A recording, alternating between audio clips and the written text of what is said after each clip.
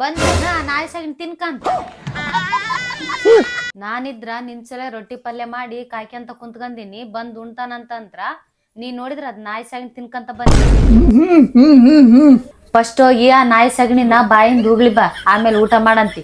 ಬಾಯಿ ತುಂಬ ಅದನ್ನ ತುಂಬ್ಕೆಂದೆ ಅಲ್ಲ.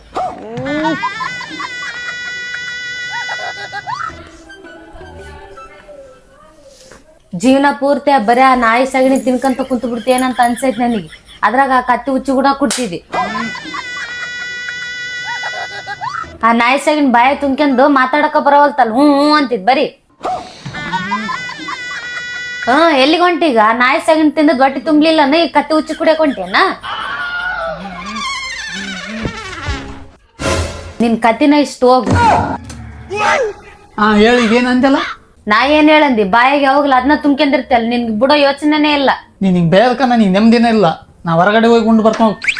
ಹೋಗು ದಾರ್ಯಾಗ ಆ ಕತ್ತಿ ಹುಚ್ಚಿ ಕುಡ್ದು ನಾಯಿ ಸಗಣಿ ಇದ್ರ ತಿಂದ್ ಬಾ.